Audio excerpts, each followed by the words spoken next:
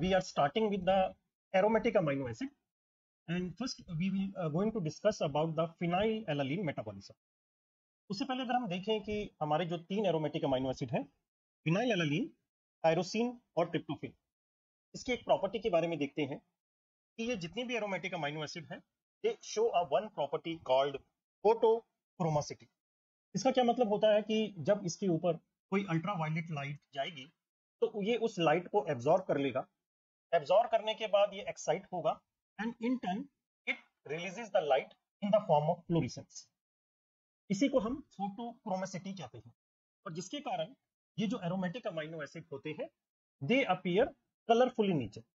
Although mostly amino acid they are colourless in nature, लेकिन अगर हम एरोमेटिक अमीनो एसिड की बात करें, because of this property of photochromicity they appear colourful in nature. तो देख लेते हैं कि एरोमेटिक अमीनो एसिड एक फोटोक्रोमेसिटी की प्रॉपर्टी शो करते हैं। मतलब क्या है कि they absorb the ultraviolet light between 250 to 290 nanometre या स्पेशली बिटवीन द 280 नैनोमीटर, जिसके कारण it lead to the excitation and the release of light, जिसको हम फ्लोरेसेंस कहते हैं। अगर हम बात करें इन तीनों अमीनो एसिड की, तो आप ग्राफ में देख सकते हैं कि ये ग्राफ हमने एक वेवलेंथ का बनाया है और एक एब्जॉर्प्शन का बनाया है। तो इसके अंदर यू कैन क्लियरली अप्रिशिएट कि ट्रिप्टोफेन सबसे ज्यादा मात्रा में ये लाइट एब्जॉर्ब करता है, then it is the tyrosine and then it is the phenylalanine. और जो वेवलेंथ एब्जॉर्ब करने की है, it is between the 250 to 290 nanometre. और ये जो spectrophotometer, it is the device जो इस एब्जॉर्प्शन को मेजर करेगा, और it is according to the Lambert Beer law, physics में जो हम पढ़ते हैं। तो अगर हम देखें कि सबसे ज्यादा लाइट की एब्जॉर्प्शन कौन करता है, तो just please remember this sequence: tryptophan, then tyrosine and in the last phenylalanine. ये सबसे कम एब्जॉर्प्शन शो करता है। तो ये तो एक हो गई property of aromatic amino acid. Now here we are going to discuss the first aromatic amino acid, phenylalanine. आप ये देखिए, this is the structure of the phenylalanine. Amino group, acidic group H, और एक साइड चेन पे उसके पास CH2 group और एक benzene ring लगा होता है। अगर इसके अंदर एक हाइड्रोक्सल ग्रुप और लग जाए, इफ द हाइड्रोक्सल ग्रुप यहां पर लग जाए, then phenylalanine it convert into the tyrosine. Basically the benzene group it convert into the phenol group. और अगर मैं ट्रिप्टोफेन की बात करूं, तो यहां पर it consist of this portion, one एक पेंटासाइक्लिक स्ट्रक्चर, एक benzene ring which resemble the indole group होता है। तो फिनाइलएलानीन को देखें, फिनाइलएलानीन का बॉडी में सिर्फ एक ही काम है, वो है कि टायरोसिन को बनाना। Only it has only one function, the function is to synthesize tyrosine. और बड़ा सिंपल है, आप देख सकते हैं कि अगर मैं हाइड्रोक्सल ग्रुप को ऐड कर दूं फिनाइलएलानीन में, और वो हाइड्रोक्सल ग्रुप यहां ऐड हो जाए, then phenylalanine it convert into the. तो हम यही फिनाइलएलानीन का फंक्शन को डिटेल में देखते हैं। तो फिनाइलएलानीन की बात करें, the metabolic function is synthesis of the tyrosine. Simple equation है कि हाइड्रोक्सल ग्रुप फिनाइलएलानीन में ऐड हो जाता है and it convert into the tyrosine में कन्वर्ट हो जाता है। तो जैसे हाइड्रोक्सल ग्रुप फिनाइलएलानीन में ऐड हो रहा है, एंजाइम का नाम हो जाएगा फिनाइलएलानीन हाइड्रोक्सिलेज। और इस एंजाइम को करने के लिए please remember, you have to require NADPH और टेट्राहाइड्रोबायोप्टेरिन, जो एक को एंजाइम की तरह काम करे। और ये भी देखेंगे कि as this reaction is irreversible reaction, कि ये एक ही डायरेक्शन में हो सकती है, means tyrosine can not replenish phenylalanine. तो इसलिए हम फिनाइलएलानीन को एक एसेंशियल अमीनो एसिड कंसीडर करते हैं। देखते हैं ये पांचवें, एक इसका स्कीमेटिक रिप्रेजेंटेशन कैसे होगा। ये फिनाइलएलानीन है, टेट्राहाइड्रोबायोप्टेरिन 5678 टेट्राहाइड्रोबायोप्टेरिन को एंजाइम यहां पर आया, which is basically BH4, and it provide the hydroxyl group to phenylalanine and it convert into the tyrosine में ये कन्वर्ट हो गया। ऐसे जाके ये कन्वर्ट हो गया टायरोसिन के अंदर। प्लस इस पांचवें में क्या हुआ कि ऑक्सीजन की एडिशन हुई और एक वाटर मॉलिक्यूल रिमूव हो गया। एंजाइम का नाम हो गया जी फिनाइलएलानीन हाइड्रोक्सिलेज, तो इसका एंजाइम। अब ये BH4 it convert into BH2 7,8 डाइहाइड्रोबायोप्टेरिन 7,8 डाइहाइड्रोबायोप्टेरिन BH2 which is considered as quinite form। तो BH2 को वापस BH4 में कन्वर्ट करने के लिए we require NADPH। तो NADPH को इस्तेमाल करेगा और वापस BH2 BH4 में फॉर्म हो जाएगा, एंजाइम का नाम रहेगा डाईहाइड्रोबायोप्टेरिन रिडक्टेस, एंजाइम का नाम रहेगा डाईहाइड्रोबायोप्टेरिन रिडक्टेस। और ये भी देख सकते हैं कि ये जो BH4 है actually it is provided by the GTP with the help of the enzyme cyclohydrolase. तो ये सिंपल है कि फिनाइलएलानीन की हमने एक हाइड्रोक्सिलेशन कर दी है with the help of 5,6,7,8 tetrahydrobiopterin जो कोएंजाइम की तरह काम कर रहा है, and it convert into the tyrosine, और बाद में BH2 जो बन गया with the help of NADPH दोबारा से रिवर्स हो जाता है, और इस तरह से ये फिनाइलएलानीन अपना काम करता रहता है। नाउ यहाँ पर we have to learn one important clinical correlation. Correlation क्या है कि अगर ये एंजाइम फिनाइलएलानीन हाइड्रोक्सिलेज की डेफिशिएंसी बॉडी में हो जाए, देन व्हाट हैपन कि बॉडी में फिनाइलएलानीन की मात्रा बढ़ने लगेगी।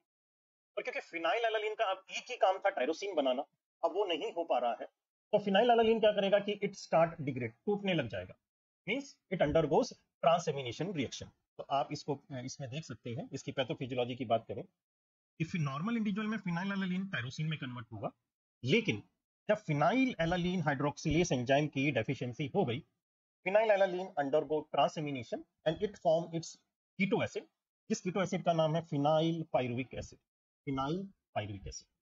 और ये कीटो एसिड काफी ज्यादा बॉडी में डिपॉजिट होने लगेगा, ultimately this comes in the patient urine, और उस क्लिनिकल डिसऑर्डर का नाम हो जाएगा phenylketonuria, phenylketonuria, एक किस्म से the keto acid of phenylalanine now starts come in the patient urine. ये phenyl pyruvic acid ultimately it oxidize to phenylacetic acid, या it may reduce to phenyllactic acid, ये भी देखने को मिल सकता है। फिनाइल एसिटिक एसिड का आगे क्या फेट होगा कि it conjugate with the glutamine and convert into phenyl acetyl glutamine में कन्वर्ट हो जाएगा। तो now we talk about this disorder which is called phenylketonuria. ये क्या चीज है? तो अगर हम फिनाइल कीटोन यूरिया की बात करें, लिखा कि it is an autosomal recessive disorder, first thing, and the second is it is most commonly clinically encountered inborn error of amino acid metabolism. मतलब मोस्ट कॉमनली क्लिनिकली हमें इनबॉर्न एरर ऑफ मेटाबॉलिज्म में phenyl ketone urea देखने को मिल सकता है। किसकी deficiency से होता है? अगर हम classical type 1 phenylketonuria की बात करें, तो it occurs due to deficiency of enzyme phenylalanine hydroxylase की डेफिशिएंसी से होगा, जिसके कारण से क्या होगा कि फिनाइलएलानीन आपका टायरोसिन में कन्वर्ट नहीं हो पाएगा, जिसके कारण से फिनाइलएलानीन की मात्रा आपके टिश्यू, प्लाज्मा, यूरिन में बढ़ जाएगी, और अल्टीमेटली वो excessive phenylalanine it convert into its phenyl keto acid, mainly the phenyl pyruvic acid and the phenylacetic acid, जो यूरिन में एक्सक्रीट हो जाएगा, जिसको हम कहते हैं शॉर्ट फॉर्म में PKU, फिनाइल कीटोन यूरिया। तो ये हमने बात कर ली the classical type 1 phenylketonuria की। हम इसकी आगे क्लिनिकल फीचर करने से पहले और भी जो इसके वेरिएंट्स हैं फिनाइल कीटोन यूरिया, एक बार उसको भी देख लेते हैं। तो कैसे हम याद रखेंगे वेरिएंट्स को? Just remember, this very simple.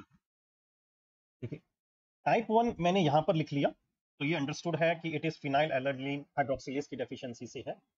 अब नाउ टाइप 2 एंड 3 यहां पर लिख दिया, इसका मतलब क्या हुआ कि it occurs due to deficiency of this enzyme dihydrobiopterin reductase की वजह से।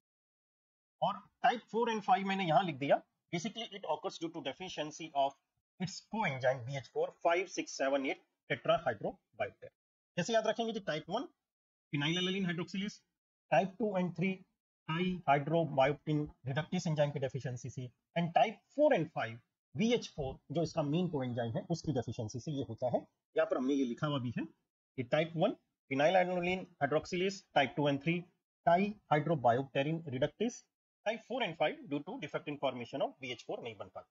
इसके अलावा एक और phenylketonuria we encountered, that is called maternal phenylketonuria. अब मैटरनल का मींस कि the lady with PKU it gets pregnant, और उसके बाद वो जो एक फिनाइल कीटोन यूरिया में जो एक रेस्ट्रिक्शंस है कि आपको वो diet you should take a diet which contain low amount of phenylalanine, अगर वो नहीं ले रही है तो देन व्हाट हैपेंस कि ड्यू टू दिस जो बच्चा है it may get microcephaly, mental retardation, growth retardation, और कुछ कंजेनाइटल हार्ट एनोमलीज फीटस के अंदर देखने को मिल सकती है। तो this basically represent the maternal PKU। अब हम ये जो अपना टाइप 1 क्लासिकल PKU है फिनाइल कीटोन यूरिया, उसको डिस्कस करते हैं। अब सबसे पहले इसके हम क्लिनिकल फीचर्स की बात करते हैं कि PKU क्लासिकल फीचर्स क्या होते हैं। देखिए बड़ा सिंपल है कि फिनाइल एलानिन से टायरोसिन बन रहा था, और टायरोसिन का एक काम है कि बॉडी के 3 इंपॉर्टेंट कंपोनेंट्स बनाता है। कौन कौन सी? मिलानिन, जो एक ब्राउन पिगमेंट है स्किन का, catecholamines, epinephrine, non epinephrine and dopamines, important neurotransmitter और बहुत काम करते हैं, एंड थायरॉक्सिन, जो थायराइड हार्मोन्स। ये बनते हैं आपके टायरोसिन से। अब बड़ा सिंपल है समझना कि फिनाइल एलानिन से टायरोसिन बनता, और टायरोसिन से मिलानिन, कैटाकोलामिन और थायरॉक्सिन बनता। अब जब यहाँ टायरोसिन नहीं बन रहा है तो ऑब्वियसली यहाँ पर मिलानिन की कंसंट्रेशन में कमी आ जाएगी, कैटाकोलामिन की कंसंट्रेशन में कमी आ जाएगी, और थायरॉक्सिन की कंसंट्रेशन में कमी आ जाएगी। तो इनकी कमी से जो क्लिनिकल फीचर्स आएंगे, ऑब्वियसली वही क्लिनिकल फीचर हमें फिनाइल कीटोन यूरिया वाले पेशेंट में देखने को मिलेंगे। तो हम देख सकते हैं कि मिलानिन की अगर कमी है, and melanin is the brown pigment जो स्किन को कलर देता है, पिगमेंट करता है, तो if there is decrease in melanin we get hypopigmentation. और ये बॉडी में कैसे मैनिफेस्ट होगा? Blonde hairs, blue eyes and fair skin की तरह दिखने को मिले। कैटाकोलामिन्स की कमी होने की वजह से या थायरॉक्सिन की कमी होने की वजह से, now कैटाकोलामिन्स की कमी होने की वजह से there is a decrease in the neurotransmitter and we get neurological manifestation like mental retardation or intellectual deficits, agitation and hyper activity. ये सब फीचर आपको टायरोसिन की कमी से देखने को मिले। एक इसका अलग से क्लासिकल फीचर है विच इज कॉल्ड माउसी या मस्टी ऑर्डर ऑफ यूरिन। जो पेशेंट का यूरिन होगा, जब हम उसको देखेंगे, ऑर्डर चेक करेंगे, स्मेल करेंगे, तो माउसी जैसे चूहे की स्मेल होती है उस तरह से आएगी। ये क्यों आती है? द लिटरेचर सपोर्ट्स दैट कि जो इसमें keto acid, phenylacetic acid बनता है, that has the urine mousy odour. Phenylacetic acid has the urine mousy odour. इसी की वजह से हमें पीकेयू वाले पेशेंट के यूरिन में से माउसी ऑर्डर देखने को मिलता है। तो ये बड़ा सिंपल हो गया, दिस वी हैव लर्न कि क्या क्या क्लिनिकल फीचर्स हमें पीकेयू वाले पेशेंट में देखने को मिलेंगे। अब हम बात कर लेते हैं कि कौन कौन से बायोकेमिकल टेस्ट इसके अंदर हम करेंगे। तो पहला क्वेश्चन तो यही है कि the screening should be done after 7 to 10 days after birth. मतलब बहुत जल्दी, लगभग पहले सप्ताह के बाद हम स्क्रीनिंग कर सकते हैं। इतना जल्दी मैनिफेस्टेशन क्यों देखने को मिलेगा? क्योंकि हमें पता है कि फिनाइल एलानिन एक एसेंशियल अमाइनो एसिड है, और अगर कोई एसेंशियल अमाइनो एसिड बॉडी में कैटाबलाइज ना हुए तो बहुत जल्दी we will see the clinical manifestation. इसके लिए कुछ स्क्रीनिंग टेस्ट कर सकते हैं। पहला टेस्ट है FpCl3 आयरन क्लोराइड टेस्ट। अगर आप आयरन क्लोराइड को पेशेंट के यूरिन, पीकेयू वाले पेशेंट के यूरिन के साथ मिक्स करेंगे तो we get emerald green colour देखने को मिलेगा। और बेसिकली ये क्यों होता है? क्योंकि इसका जो मेजर कीटो एसिड है फिनाइल पायरुविक एसिड, उसकी वजह से हमें देखने को मिलता है। The second test is called Guthrie's test. अब बेटा इसमें एक छोटी सी स्टोरी है, इंटरेस्टिंग है, कि आपने सुना है कि आवश्यकता ही आविष्कार की जननी है, कि जब आदमी के सिर पे पड़ जाती है तो कुछ ना कुछ निकल के आता है। The story is like that कि वो पर्सन दैट इज एक माइक्रोबायोलॉजी की लैब में एक वो टेक्नीशियन का काम कर रहा था, और उसने क्या करा कि जब उसका बेटा बच्चा हुआ तो उसने देखा कि जो उसके पेशेंट बच्चे के यूरिन में से एक अलग से किस्म की स्मेल आ रही है, माउसी ऑर्डर। उसको समझ में नहीं आया कि ये ऐसा क्यों है। तो उस पर्सन ने क्या करा कि उस यूरिन के साथ या ब्लड के साथ उसने अपने कुछ टेस्ट करने शुरू करे अलग अलग माइक्रो ऑर्गेनिज्म के साथ। एक दिन उस पर्सन को एक चीज पॉजिटिव मिली कि जब उसने बैसिलस सबटिलस, इस बैक्टीरिया के साथ वो यूरिन डाला या ब्लड डाला, तो वो ग्रो कर गया जस्ट लाइक अ कैंसर, जैसे कैंसर ग्रो कर जाता। तो उसने कहा यहाँ पर कुछ पॉजिटिव रिएक्शन देखने को मिली है। उसने अपने बॉस से पूछा, सर ऐसा क्यों है? तो बॉस ने ये बताया कि बैसिलस सबटिलस बैक्टीरिया को फिनाइल एलानिन चाहिए ग्रोथ के लिए। अगर उसको ये एसेंशियल अमाइनो एसिड मिल जाता है तो इट कैन ग्रो। तो दैट पर्सन, जो माइक्रोबायोलॉजी टेक्नीशियन था, उसने ये फिर पता करा कि बच्चे के यूरिन में से एक essential amino acid phenyl alanine निकल रहा है, and the name of that person is गुथरी। तो आज भी ये गुथरी टेस्ट के नाम से जाना जाता है। तो इसमें आप याद रख सकते हैं बैक्टीरिया का नाम बैसिलस सबटिलस। इसके अलावा अगर हम कंफर्मेटरी टेस्ट की बात करें तो बिफोर बर्थ एंटीनेटल या प्रीनेटल हम कैसे डिटेक्ट कर सकते हैं? With the help of the DNA probes, जो एंजाइम डिफेक्ट को देख लेगा, and also with the help of tandem mass spectrometry हम ये देख सकते हैं। नियोनेट्स में हम ये स्क्रीनिंग कर सकते हैं, बड़ा सिंपल है। आपको ब्लड के अंदर you have to determine the plasma phenylalanine level. Normal तो 2 to 6 मिलीग्राम पर डेसीलीटर होता है, but if it is more than 20 milligram per decilitre then indicate a bad prognosis and indicate of PKU। तो ये तो हो गए आपके PKU के बायोकेमिकल टेस्ट। अब हम तीसरी आखिरी चीज इसकी बात कर लेते हैं, ट्रीटमेंट के बारे में, क्या क्या हम इसका ट्रीटमेंट कर सकते हैं। ट्रीटमेंट जो हमने पहले भी देखा कि dietary restriction of the phenylalanine हमें देना पड़ेगा, क्योंकि फिनाइलएलानीन बॉडी में कैटाबोलाइज नहीं हो पा रहा है या वो अपना काम नहीं कर पा रहा है। Second most important, the treatment must be start as early as possible, जितना जल्दी हो सके। तो हम कह सकते हैं कि during first 7 to 10 days of the life हम इसका ट्रीटमेंट कर सकते हैं। अब ट्रीटमेंट में हमारे पास क्या क्या ऑप्शन है। एक ऑप्शन अभी recently just is large neutral amino acid LNAA। अब इसका क्या फंक्शन है कि जब बॉडी में फिनाइलएलानीन कैटाबोलाइज नहीं हो रहा होता तो बॉडी में कुछ टायरोसिन की भी कमी हो जाती है, और कुछ हद तक जो ट्रिप्टोफेन है, ये जो दोनों एरोमेटिक अमाइनो एसिड हैं, ये ब्रेन को नहीं मिल पाते, क्योंकि हमें पता है कि टायरोसिन एक इंपॉर्टेंट न्यूरोट्रांसमीटर कैटाकोलामीन में से डोपामीन बनाता है, और ट्रिप्टोफेन एक इंपॉर्टेंट न्यूरोट्रांसमीटर सेरोटोनिन बनाता है जो ब्रेन को चाहिए। तो स्टडी में ये पाया गया है कि जब हम लार्ज न्यूट्रल अमाइनो एसिड दे देते हैं PKU वाले पेशेंट को, तो ये टायरोसिन और ट्रिप्टोफेन की ब्रेन के अंदर एंट्री अच्छे से करवा देते हैं, जिससे जो ब्रेन को न्यूरोट्रांसमीटर चाहिए वो मिल सके। तो मेनली ये इस तरह से काम करता है।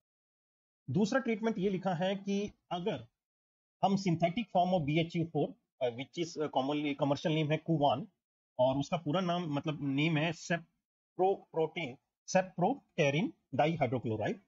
ये सेप्रोटेरिन डाइहाइड्रोक्लोराइड या कुवान एक सिंथेटिक फॉर्म है BH4 की। तो ये भी आप ऐसे कोएंजाइम PKU वाले पेशेंट को दे सकते हैं ट्रीटमेंट के लिए।